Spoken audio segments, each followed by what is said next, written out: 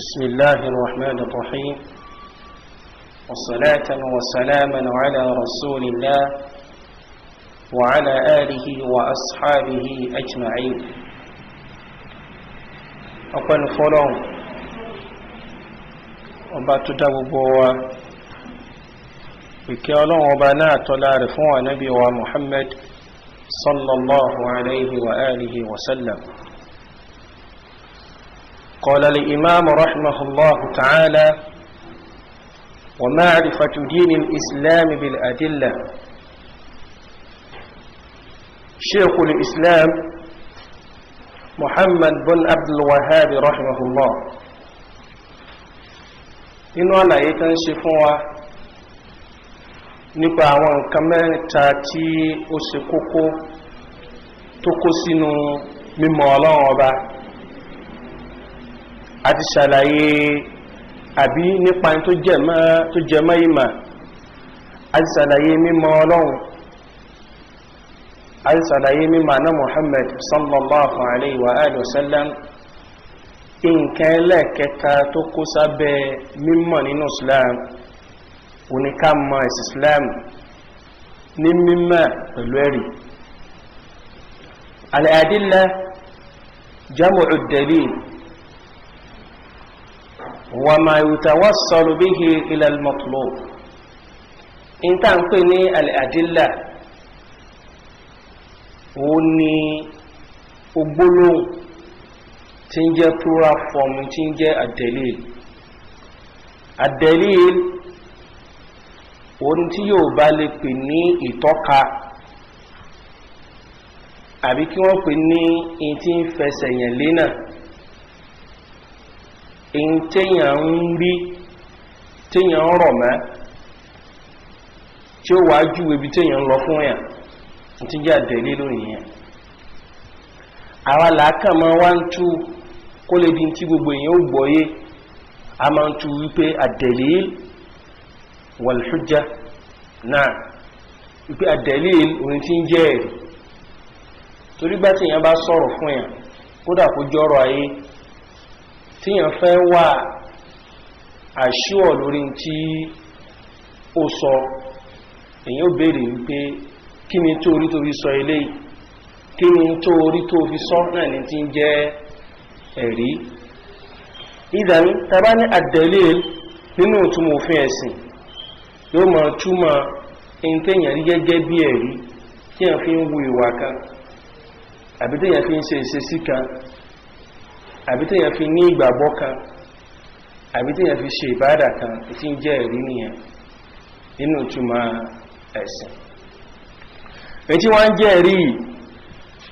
وما ثبت في كتاب الله تعالى وفي سنة رسوله صلى الله عليه وآله وسلم الصحيحة بمقتضى فهم سلف الأمة من الصحابة والتابعين لهم بإحسان إلى يوم الدين. تابعني رينين في الإسلام أي مجنى لا واسي bẹ́yàn bá ṣe nǹkankan tán ní kílẹ̀ rí tó fi ṣe inú Islam, àyè méjì náà là ń wá ẹ̀rí sí. nínú káwa sínú tírà Ọlọ́run àbí káwa sínú hadith àná Muhammad sallallahu alayhi wa alihi wa sallam ní hadith tó lálàáfíà, ní hadith tó ṣe kíni tó lálàáfíà. bàbá ní inú Qur'an là ń wá ẹ̀rí sí, bẹ́ẹ̀ ni, torí pé Qur'an òun lọ̀rọ̀ Ọlọ́run tó ṣàlàyé òfin ẹ̀sìn Ọlọ́run. bàbá ní lákọ̀ọ́kọ́ inú Qur'an la gbọ́dọ̀ wá evidence sí nínú Islam lórí tí èèyàn bá gbé lọ́wọ́, bẹ́ẹ̀ ni, torí kò sí ìwé míì, kò sí ìwé òfin míì tọ́lọ́run bá sọ̀kalẹ̀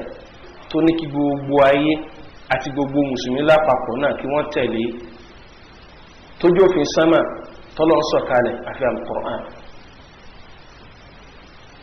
ìdí tó fa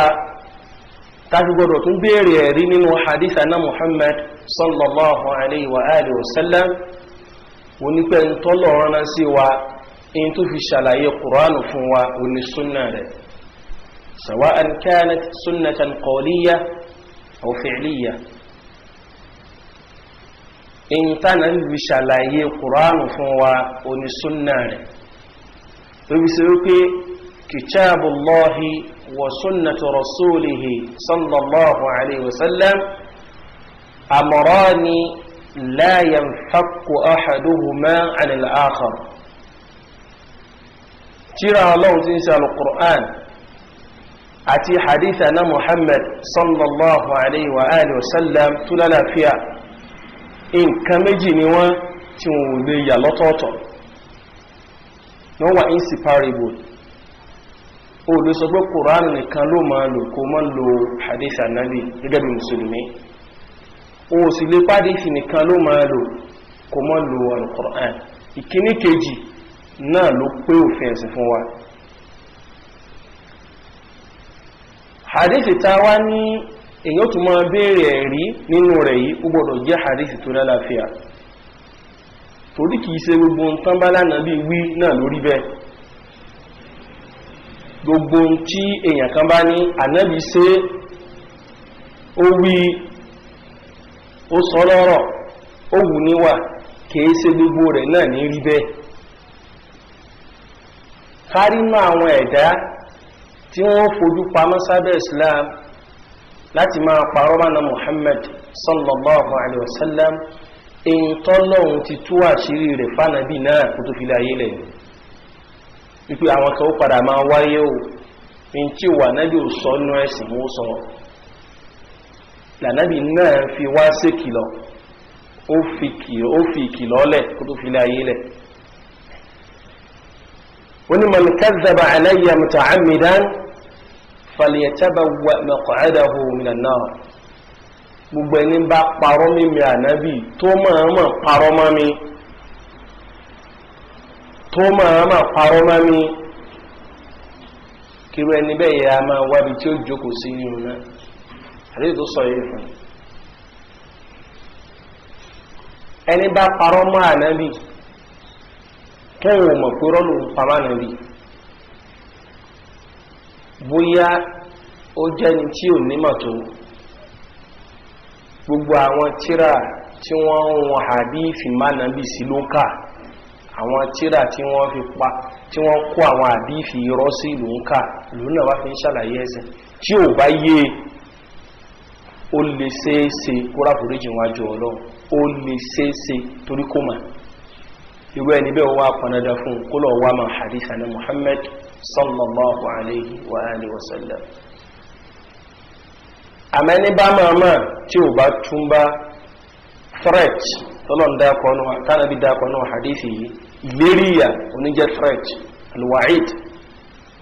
torí pé iná wíwọ̀ lálkìyàmà kìí ṣe ìgbádùn kìí ṣe ródùnú ìyà ọlọ́ni yóò tọ́ sí wa èèyàn gbọ́dọ̀ béèrè ẹ̀rí tó ló mú wáyé àti gbọ́ inú ọ̀rọ̀ Ọlọ́run ọ̀rọ̀ àná Muhammad sallallahu alaihi wasallam tó pánàbí ló wí eléyìí sáàdì ìfìtò lálàáfíà ni lára ẹ̀rí ni bàbá wa kàntọ́nà ọba sọ nínú Qur'an lórí nǹkankan nínú ẹ̀sìn táàkà hadith àná Muhammad sallallahu alaihi wasallam in tí ó jà lè mọ̀ wípé ń ta àkàrí bẹ́ẹ̀ nínú ọ̀rọ̀ Ọlọ́run tí ó lè já mọ̀ pé ń ta àkà bẹ́ẹ̀ náà lórí nínú ọ̀rọ̀ náà Muhammadu sallam wọ́n ká di pé àwọn sọ̀hábà nábì ń tèèyàn gbọ́yé oní làwọn náà gbọ́yé nínú ọ̀rọ̀ Ọlọ́run àgbọ́yé ń tèèyàn gbọ́yé nínú hadith náà Muhammad sallallahu alaihi wasallam náà làwọn náà gbọ́yé torí pé Arabic language kò yàtọ̀ sí àwọn èdè tó kù náà ìgbà míì ń bẹ tó ṣe wípé ráìtà ìwé kan kọ́ńtẹ́ǹtì inú ìwé ẹ̀ ọ̀tọ̀ ni tó kọ́ ọbẹ̀ ọ̀tọ̀ ni tẹni tó jẹ́ rídà ó máa kà tó máa gbọ́yé lóbi ṣe wípé lọ́dọ̀ àwọn àfáà nínú Islam àwọn àfáà àwọn náà ṣàánú wọn débi wípé wọ́n máa ń rán commentaries lórí àwọn ìwé àwọn tírà tí àwọn àfáà tí wọ́n bá síwájú tí wọ́n bá ti kọ́ láti fi ṣàlàyé ntẹ́ni yìí náà sọ sí bí bóyókù díẹ̀ káàtó lóòótọ́ àfá òdodo ni àmọ́ ahọ́n máa ń gbéyàn gẹ́gẹ́ bó já sí wípé kálámù téèyàn fi ń kọ̀ nǹkan náà ọwọ́ yẹn náà máa ṣàṣìṣe yóò máa sin kankan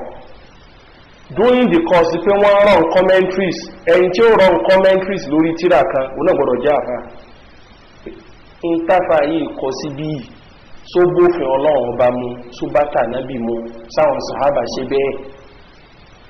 yóò wá support ẹ̀ pẹ̀lú àwọn various evidences ní ọ̀rọ̀ ọlọ́run náà tí ò bá rí bẹ́ẹ̀ yóò correct ẹ̀ kò sí dogmatism lọ́dọ̀ àwọn afásún náà tó dábàá fà bá kọ tíra alẹ́ gbọ́mọ kéwẹ̀ bá fẹ́ sí tahqiq tó fẹ́ revise ẹ̀ èyí tó bá kù díẹ̀ káàtó ń táfà rẹ̀ kọ kalẹ̀ yẹn yóò ṣàtúnṣe rẹ̀ hifadan ala al-islam gbogbo eléyìí ọlọ́run fi ń sọ ẹ̀sìn islam ni kìí sẹ́sìn wípé ẹ̀kàn máa ṣe káàsì máa ṣe bẹ́ẹ̀ torí pé òfin ọlọ́run bíyàn léèrè bíyàn bá ṣe lò ó yóò wá kù káàtó fún yàn kí ẹ̀kàn ni wọ́n lè a máa ṣe náà là ń ṣe kò yẹ kó rí bẹ́ẹ̀ torí pé ọ̀rọ̀ ayé gan-an gbogbo ẹ̀ náà káàntẹ̀ láwọn èèyàn ẹni a máa ń wádìí sí ẹni tó bá mú alákàkún káwádìí sọ̀rọ̀ ayé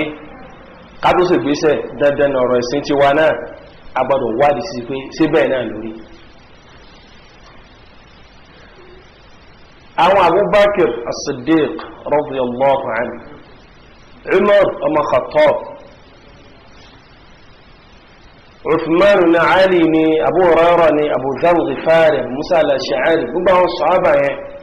àwọn ní direct audience tọ́lọ̀ sọ revelation kalẹ̀ fún kìí sì mi àti ìwọ́n tó ń gbọ́ by extension làwá jẹ́ sí Qur'an àti Sunna àwọn tí Qur'an tójú wọn sọ̀kalẹ̀ báyìí àwọn tá a dá pọ́lẹ̀ yìí àwọn tá a náà bí jókòó wájú wọn tó kọ́ wọn kéwú tó certify wọn tọ́lọ̀ ń gan tún recommend ìlànà wọn látòkè sẹ́mọ̀ wa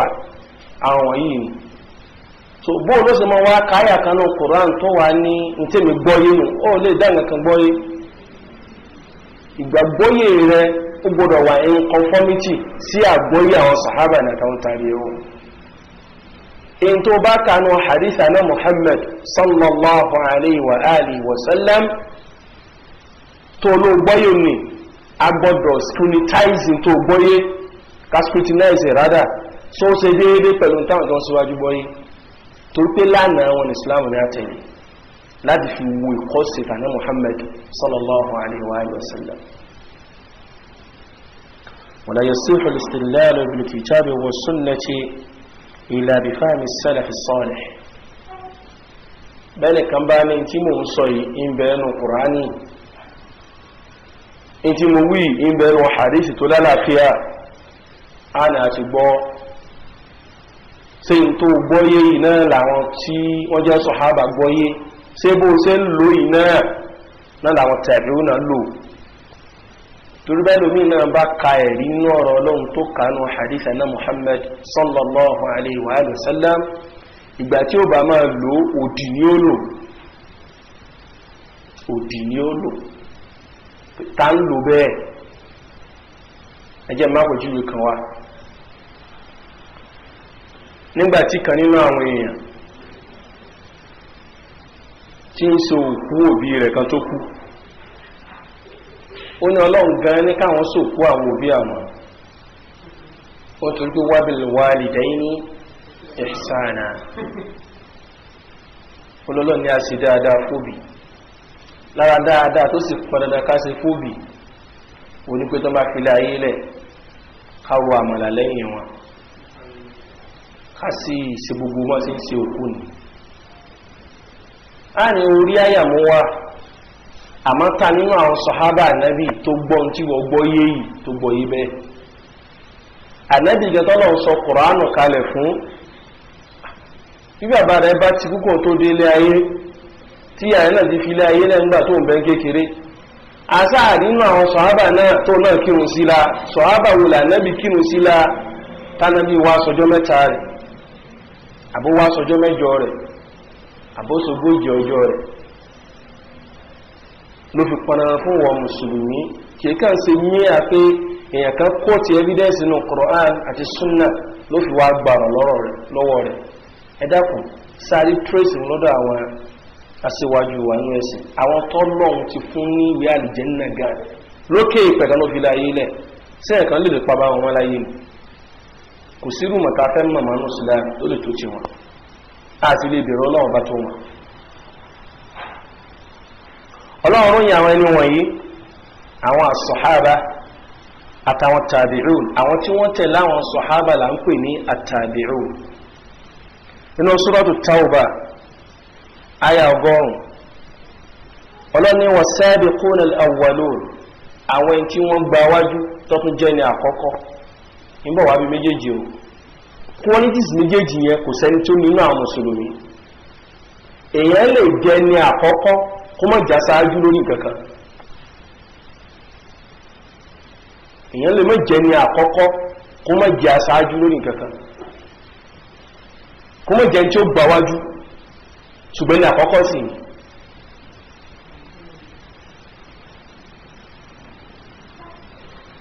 lóòótọ́ làwọn kan wá lẹ́yìn rẹ̀ lórí tó gbé lọ́wọ́ àmọ́ tó wá lẹ́yìn rẹ̀ ní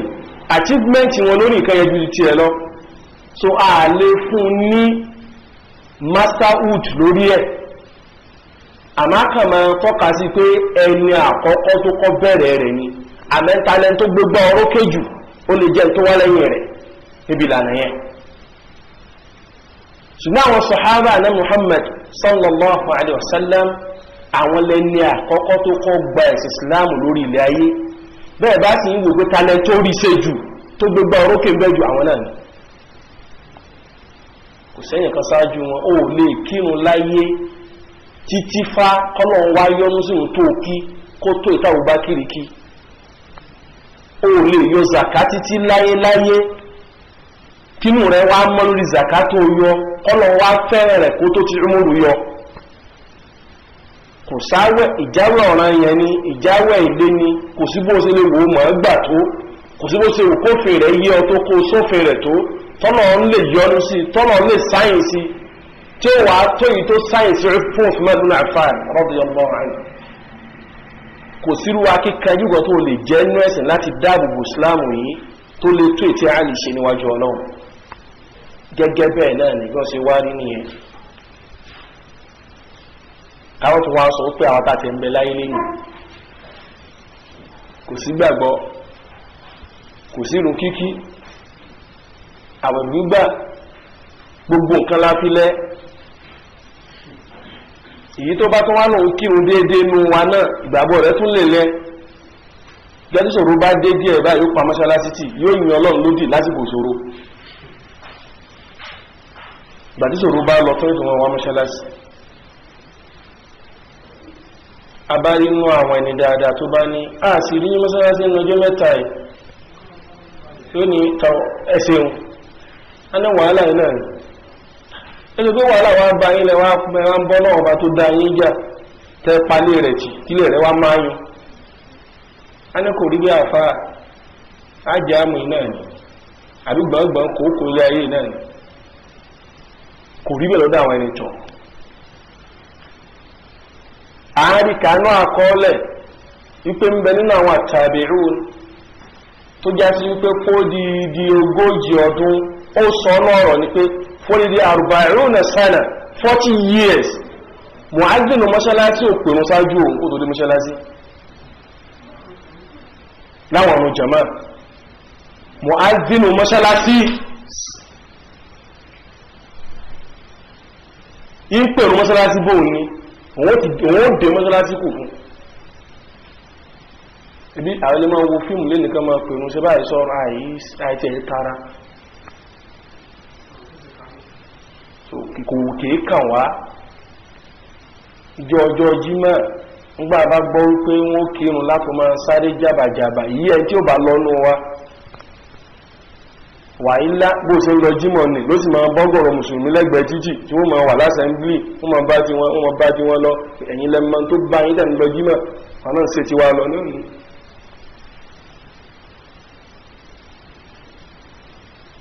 òkèrú àtúwà sọ fáwà bó sì pé tí wà náà ni àdá níwá inú wa dúdú ọkàn wa dọ̀tí bí èèyàn bá ń ka biographies àwọn ẹni wọ̀nyí èèyàn mọ̀ wípé humanity padì sára wọn láyé ìjọmẹ̀dá èèyàn kí ni ọ̀pọ̀lọpọ̀ ẹni tí èsè mùsùlùmí fi gbà sílámù láyé tí wọ́n sí látara wa ní ọ̀pọ̀lọpọ̀ àwọn tí wọ́n èsè mùsùlùmí tí wọ́n gbà sílámù láyé àwọn sàhábà wọn tàbí ó pé ẹ̀sìn tó rí fáyẹ̀ yìí tẹ́ fi rí báyìí àti kéèmì náà sí ìbúra àwọn wá dáa sí lónìí ẹ̀dákùn ìwà ọwọ́ wa ó burú ó kòrò jẹ́ wúro lọ ìrun kíkí náà ò dúró déédé ìgbàgbọ́ rẹ̀ àyàtọ̀ sẹ́ńtì èsì mùsùlùmí nínú ìgbàgbọ́ bá ṣe ń tojú bọlé àwọn náà ń tojú bọ̀ lábẹ́ wípé à ń ṣáájò tí ọlọ́run sì kọ́ ájò kódà tí ń ṣe wá sí náà ń sáwó ẹ̀ tí ń sọ̀rọ̀ ọlọ́run lórí rédíò náà aláwo ló náà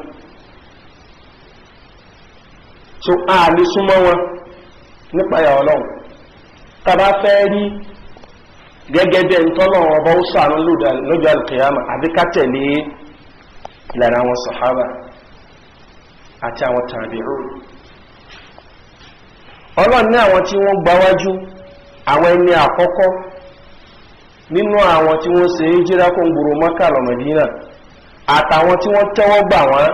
ìpele kan nu bá ní àwọn sọ̀hábà ìpele méjì náà ló kó sínú tí ń jẹ́ sọ̀hábà ìpele àwọn mùsùlùmí gbòrò Mákà tí wọ́n ṣe yá lọ sí gbòrò Mádínà àti ìpele àwọn mùsùlùmí gbòrò Mádínà tí wọ́n gbà wọ́n tọwọ́ tẹsẹ̀ àwọn náà ní jẹ́ sọ̀hábà walladhina taba'uhum bi ihsan lẹ́yìn náà àwọn tó wá tẹ̀ láwọn wọ̀nyí pẹ̀lú dáadáa yẹn nípa àwọn wọ̀nyí tí wọ́n tẹ̀ láwọn sàhábà yìí wọn ò rí ànábì sójú torí pé ẹni tó rí ànábì sójú tó gbà síláàmù tó sì kú lórí síláàmù náà ní jẹ́ sàhábì ẹni tó rí ànábì sójú tó gbà síláàmù ó lè jọ wọn sàhábà ló ti gbà ó lè mọ́jọ wọ ànábì jẹ́ ló ti gbà ó sàgbà islam ìdá látọ̀dọ̀ ànábì àbí látọ̀dọ̀ sàhábà ní ó sì kú lórí islam fàbítálí ẹni tó bá ṣe wípé ó rí ànábì sójú sallallahu alayhi wa alihi wa sallam àmọ́ kò gbà islam tó bá fi kú bẹ́ẹ̀ kìí ṣe mùsùlùmí gbèlèté pé yóò jẹ́ sàhábì ànábì àní tó ṣe wípé ó rí ànábì sójú àmọ́ kò gbà sílámù lójú ayé ànábì ìgbà tánábì fi ilé ayé lẹ̀ tán ló ṣe wàá gbà sílámù láyé Abubakar àbáyé Umar irú ẹni yẹn ṣe sọ̀hábí o tábìí náà là ń pè torí kò gbà sílámù lójú ayé ànábì tó ipò rẹ̀ ń wájú ọlọ́run ó tún dínkù sí táwọn tó ń gbà sílámù lójú ayé ànábì ẹni bá sì gbà sílámù lójú ayé ànábì fi láyé lẹ̀tán ló pè sí sílámù mọ́ ló bá pẹ́yìn dà famata kafiran fahada la yu'tabaru min jumlati as-sahaba radiyallahu anhum ẹni tó ṣe pé ó kún sí sílámù ikú ànábì ló kóró ìró ìbá nípa sílámù ànábì ti wá kú báyìí o kò sí sílámù mọ́ ó padà wá kú ní sílámù ó fi kú irú ẹni bẹ́ẹ̀ kódà kò sí láwùjọ mùsùlùmí gbèlèté pé ń bẹ láwùjọ àwọn sàhábà nàbí ẹni bá wá ṣe wípé wọ́n bí sínú ẹ̀sìn ni àmọ́ kèsì lójú ayé ànábì wọ́n bí sínú ẹ̀sìn kódà ìbáàjá sípà ànábì kú láàárọ̀ lápèjúwe wọ́n bí lálẹ́ kò sí lára àwọn sàhábà nàbí o láàfin lè ká gbọ́ àwọn Abu Hanifa Imam Malik àyíká wọn kún sàhábà nàbí Hasan al-Basri àyíká wọn kún sàhábà nàbí torí pé àwọn ni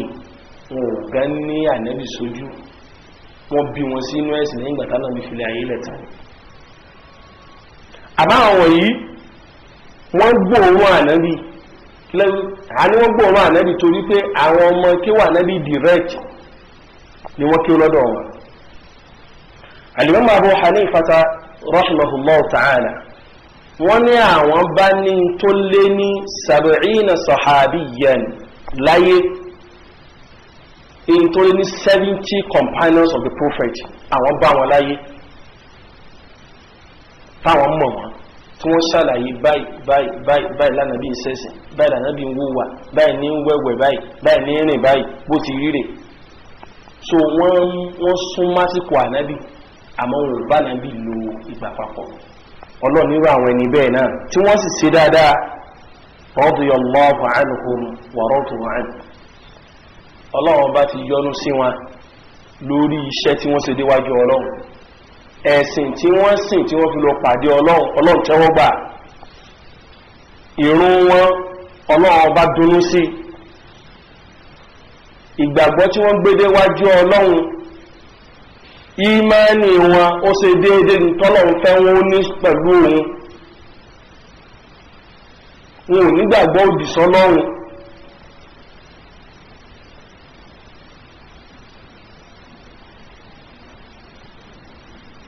Ọlọ́run yọ́nú sí wọn. Ìgbà míì wọ́n ń bẹ téèyàn ó compensate èèyàn lórí tó ṣe dáadáa, ẹni tán lè dúpẹ́ lóòótọ́, àmọ́ bí ó bá fẹ́ ṣàlàyé reality feelings ẹ̀ yóò ní mo kàn tẹ́wọ́ gbọ́rẹ tó fún mi ni kò tẹ́mi lọ́rùn, torí tó fún mi kò commensurate ìwàhálà tí mo ṣe fún. Ẹ̀yọ́nú Ọlọ́run fáwọn sàhábà táwọn tàbíùn ó ṣe déédé iṣẹ́ rẹ̀ tí wọ́n ṣe nínú wọ́n fi dùn pé èyí tá a gbélé wájú Ọlọ́run ẹ̀san rẹ̀ náà Ọlọ́run bá san wọ́n wá dùnú sọ́lọ́run. yóò ní kẹ́kọ́ wa'adda lahum jannatin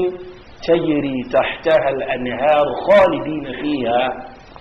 abada. Ọlọ́run ni mo pèsè àlìjánná táwọn akérèmọdò máa sàn lábẹ́ rẹ̀, mo pèsè rẹ̀ fún wọn. Wọ́n bá sì wọ́n àlìjánná yìí tó máa wọnú gbádùn yìí kò sí tí ń transfer àwọn kó ń bẹ̀ lọ síbòmí ìmọ̀láyé. bọ́lọ̀ bá ń sọ̀rọ̀ ọgbà àlìjánná àwọn odò tí ń sàn lábẹ́ rẹ̀ lọ́pọ̀lọpọ̀ ọgbà Ọlọ́run ó lù mí kún táhátì. àyè yìí nìkan ní Qur'an ti sí rẹ̀, àyè yìí nìkan ní Qur'an ti sí rẹ̀. tahtaha al-anhar khalidina fiha abada. kí lè àṣírí tí ń bẹ níbi? àṣírí tí ń bẹ níbi ni wípé tó bá ṣe wípé min tahtiha al-anhar aw min tahtiha al-anhar láwọn àyè rí gbọ́nà sí máa ń lò tó bá ń túmọ̀ tab'idiyya sí àwọn oore tọ́lọ̀bá ló ń palẹ́sẹ̀ kalẹ̀ sínú ọgbà àlìjẹ́nà fáwọn ẹni rí. irú àlìjẹ́nà táwọn táà ń sọ yóò wọ́ kò sí tab'idiyya nínú gbádùn tí wọn kéwú là ń kéwú. ìyẹn ni wípé Ọlọ́run dákọ akérèmọdò mẹ́rin tí bẹ́ẹ̀ náà ọgbà àlìjẹ́nà nínú suratu Muhammad sallallahu alayhi wa sallam. àwọn akérèmọdò mẹ́rẹ̀ẹ̀rin yìí ààyè ibi tọ́lọ̀ ti ń dákọ̀ min tahtiha al-anhar aw min tahtiha al-anhar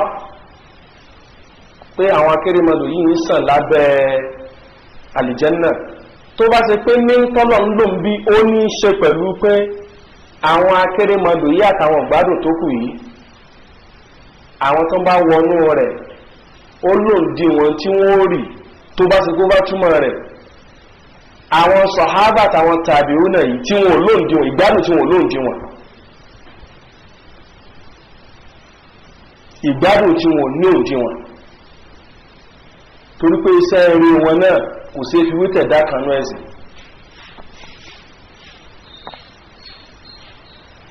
wọ́n sì máa ń ṣe gbé iná ọgbà àlìjẹ́nnà ni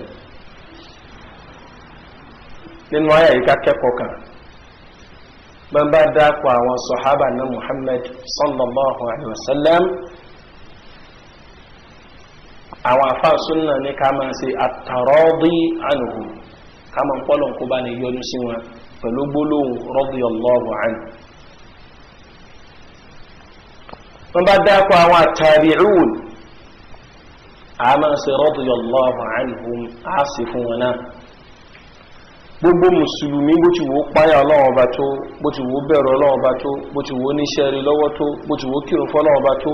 bó ti wù kọ́lọ́run Ọba yọ̀ǹda àwọn nǹkan kan fún tí ń ṣe wá lè mọ̀ ń pa rẹ̀ ẹni yìí gbọ́dọ̀ jẹ́ ni Ọlọ́run nínú ìgbàgbọ́ tiwa tí ò bá ti kó sínú sẹ́ẹ̀tì àwọn sọ̀hábà kò sì kó sínú sẹ́ẹ̀tì àwọn tàbíùn in tó tọ́ fún wa lọ́mọlúwàbí ní káyẹ̀ rahimahullah tó bá ti fi láyé lẹ̀ wọ́n bá ní kí ló dé nígbà tí èsì sọ̀hábí kì í ṣe tàbíì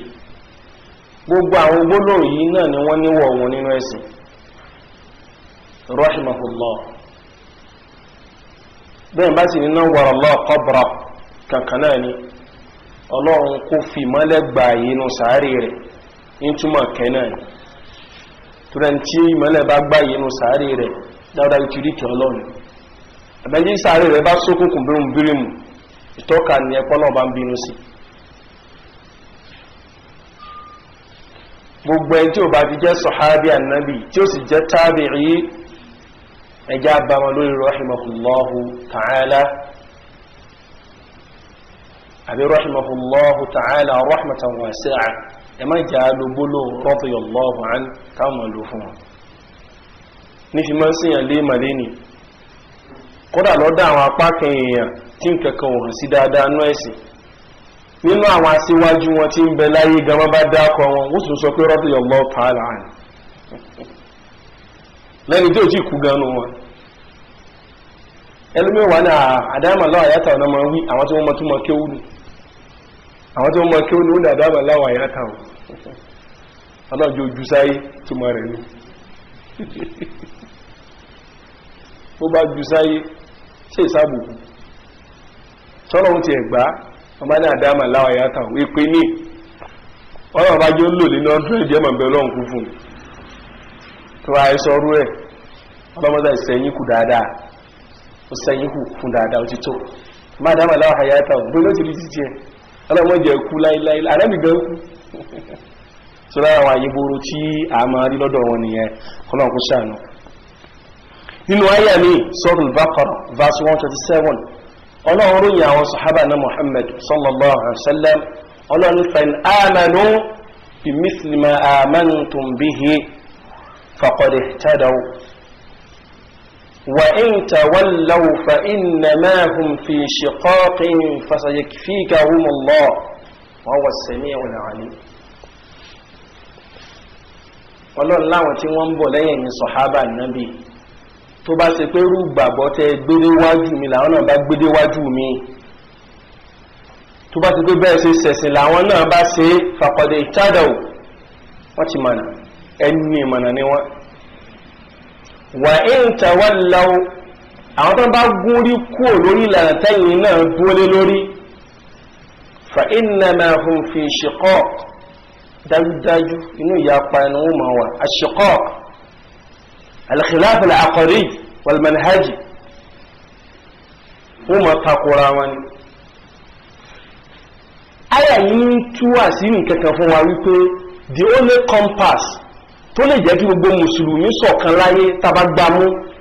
orí ká tẹ̀lé àwọn sàhábà nàbí torí bí kó wá náà bá fẹ́ ṣe tọ́lọ́run wò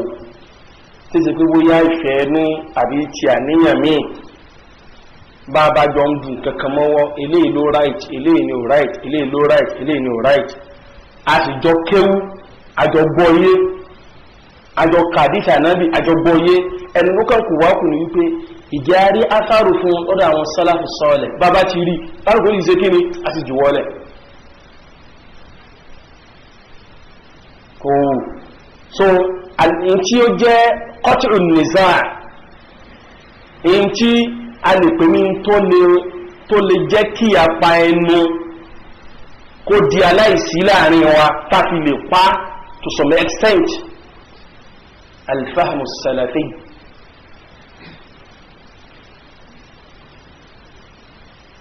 yálà nínú àwọn ọ̀rọ̀ ẹ̀sìn tí àwa ń wò wípé kò tó nǹkan lójú ẹlòmíì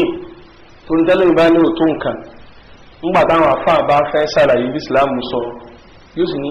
o mọ̀ pọ́rọ̀ kí sí rẹ̀ tó tó báyìí ìgbà tó ní ò tó nǹkan sọ tó bí rẹ̀ tó ní só mọ̀ ń pa rẹ̀ ló ní ò tó nǹkan eléyìí náà pè wá sákìyèsí àwọn oníbèrè mi yóò wà ní àfa ìbéèrè yìí kéré mo kò sáré fẹ́ bí ilé rè wọ́n sì mọ̀ pé kéré ẹ sáré bá mi dáhùn ẹ sáré bá mi dáhùn ẹ á sì máa sáré dáhùn rẹ̀ torí pé n tó yẹ ká máyà wà nù Kùránì ní ká má di tànàbí wa ká sàlàyé kí ni mọ́kìfà àwọn sálàfù lórí ó wà ló fẹ́ sáré béèrè kí mi náà sáré dáhùn bí àìmọ̀ kan bá mú wọn sọ tó sọ àìmọ̀ kan kò gbọdọ̀ mú ẹni tó bá nímọ̀ kó sáré máa dáhùn yóò nídìí àlàyé tó bá péye ní sàlàyé òdodo ọ̀rọ̀ fún yàn lórí nǹkankan àlàyé tó bá péye tó kún ní máa ń sàlàyé òdodo ọ̀rọ̀ fún yàn lórí nǹkankan tálàyé èèyàn ò bá kún lórí nǹkankan yìí ní gbọ́dí ẹ̀yìn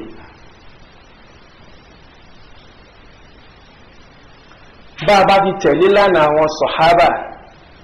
irú gbàgbọ́ táwọn fi sin lọ́run lókè èpè làwọn náà ń gbàgbọ́ la gbé lọ́wọ́ láti ń pèpè sí irú bá nàbí ti sọ fún oúnjẹ náà wípé sallu kama ra'aytumuni usalli ẹ kírun bẹ́yìn sọ̀hábà ṣe rí mi tí mò ń kí bẹ́ẹ̀ ni kẹ́yìn náà kí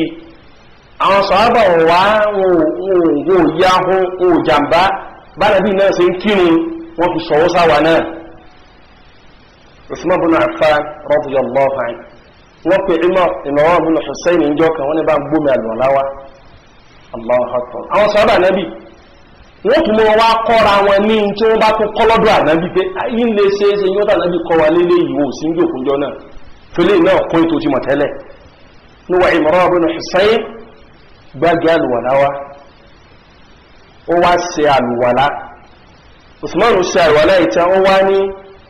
mo rí ànábì Muhammad sallallahu alaihi wasallam tawaddu'a nahwa wudu'i hadha èmi fojú ara mi gẹ́lẹ́ ànábì tó sọ pé bí mo lè sàrùwàlá gẹ́lẹ́ yìí bẹ́ẹ̀ ànábì ṣe hadith yẹn ń bẹnu Umdatul Ahkam ìpìlẹ̀ rẹ̀ ń bẹnu Sahih Bukhari wa Muslim àwọn afáàní gbogbo hadith tó wá fún bá ànábì ṣe ń ṣe àlùwàlá hadith Usman bin Affan olówó àsọ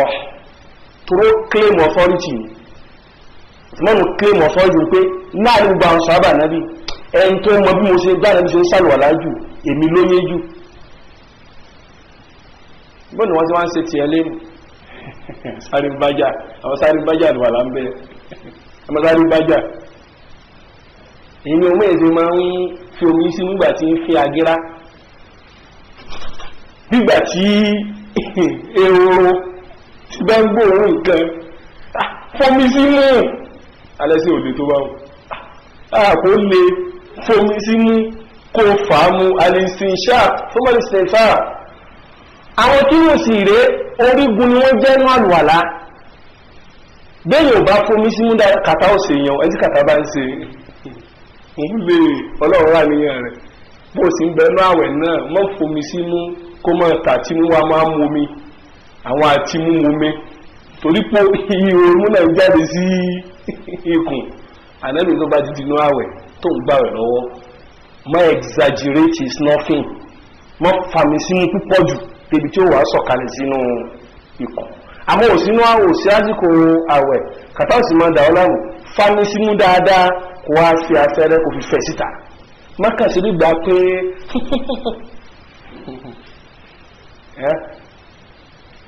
bẹ́ẹ̀ bá tó wá sálùwà látàn gbogbo ẹsẹ̀ rẹ̀ báyìí apá kan omi ò ní débẹ̀ nǹkan gbogbo àwọn ọ̀ràn wọ̀nyí ó kù díẹ̀ káàtì wá gbọ́dọ̀ wá bí ànábì ṣe ń ṣe ká nímọ̀ nípa bá ànábì ṣe ń ṣe àlùwàlá àti bí àwọn sàhábà rẹ̀ wọ́n ṣe ń ṣe ọlọ́wà ní wà náà sẹ́lẹ̀m tí àwọn tí wọ́n ń bọ̀ lẹ́yìn àwọn sàhábà tí wọ́n bá ya apá sí lára àwọn sàhábà tí wọ́n tẹ̀lé gbogbo ìyá apá ẹnu tí ń ṣẹlẹ̀ tí ó máa ṣẹlẹ̀ lẹ́yìn ìbánu ìwà ànábì mi ọlọ́run ọba mo ti tó ọ ò ní ẹ̀bí kankan wájú mi ọlọ́run fasayakfikahumullah tó gbogbo bá ti ń bára wa káàkiri láwa mùsùlùmí tàgbọ́ra wáyé oríṣiríṣi sect oríṣiríṣi ẹgbẹ́ ilé mọ̀ tako ilé mọ̀ tako ilé kó ká ànábì o kò ká ànábì tẹ́lẹ̀ bí mọ̀ òkú lójú àlùkìyàmà sọ́nà náà ní dá ànábì lẹ́bi báyìí kò sẹ́bi kankan tọ́lọ́ ó dá ànábì tó ànábì sálàyé súnà fún wa sálàyé ìsìlámù fún wa ìyá bá tí bá ń ṣẹlẹ̀ láàrin wa àwa fúnra wa láàgbọ́n tánàbì sọ yé tàbí kí fẹ̀rù sì máa dààmú wa. ìkan nínú àwọn tàbíùn afáwa Sa'id bin Jubair kódà nínú àwọn àgbà ọmọ kí Abdullah ibn Abbas ni Imam al-Mufassirin ni wọ́n pè bàbá yìí Imamu al-Mufassirin búdẹ̀ sí pé bàbá yìí rahimahullah wa radiyallahu anhu lọ́pọ̀lọpọ̀ ọgbà wọ́n subscribe sí opinion Abdullah ibn Abbas nínú tafsir nígbò tó pé àfá àwọn náà nìyẹn bàbá yìí sọ̀rọ̀ kan níwà àwọn sàhábà Nábì ó ní man lam ya'rifuhu ma lam ya'rifuhu al-badriyun falaysa fi ad-din min shay man la ya'rifuhu al-badriyun àwọn sàhábà tí wọ́n jagun Bádàrì torí pé láàrin àwọn sàhábà Nábì náà wọ́n tún jura wọn lọ níhà tí wọ́n kọ sófin ẹ̀sìn ìgbàgbọ́ wọn náà jura wọn lọ àmẹ́yìn tí wọ́n lè pé bóyá kò rẹ̀ fẹ́ kéré ní kò tí ẹ̀ sírù rẹ̀ mọ́láyé ti wà lẹ́yìn kò sì sírù rẹ̀ náà nínú àwọn generations tí wọ́n wá lẹ́yìn wọn bàbá dákọ̀ àwọn al-basharuna bil janna àwọn mẹ́wẹ̀ẹ̀wà tọ́lọ̀ fún nínú al-janna látàyè òní àwọn tó tún tẹ̀lé wọn nípò àwọn al-badriyun torí gbogbo wọn ni nínú tọ́lọ̀ jẹ́ kánàdì mọ̀ ní pé òun ti fúrẹ́sẹ̀ wọn jì wọ́n in tó bá tí wọ́n lè máa dá lára àánú ẹ̀sìn kò sí kan mọ́ kódà Ọlọ́run sọ̀rọ̀ ẹ̀ fáwọn sàhábà mi nígbàtí ṣẹlẹ̀ Hatib bin Abi Balta'a tó ṣẹlẹ̀ tí mo rò sọ pé da'ni ya Rasulallahi adrib unuqa Ànábì ní mẹ́ wọ́n mọ́ dákẹ́nu rẹ̀ la tadri la'alla Allaha ittala'a ala qalbi ahli Badrin faqala i'malu ma shi'tum faqad ghafartu lakum àwọn múrùrọ̀ ni wọ́ ó kò yí ọ́ ta ló ní kó múrí rẹ̀ kó lọ́rùn rẹ̀ Hatib kò yí ọ́ ìgbàgbọ́ tí ń bẹ lẹ́mí àwọn wọ̀nyí súnmọ́ Ọlọ́run Ọba wọn Ọlọ́run Ọba ti rí tọ́lọ̀ tí wọ́n sọ fún un pé gbogbo tó bá wùnyẹn máa ṣe ìmẹ́lọ̀ ti foríjì ní mọ́rò ní sọ kẹkàmá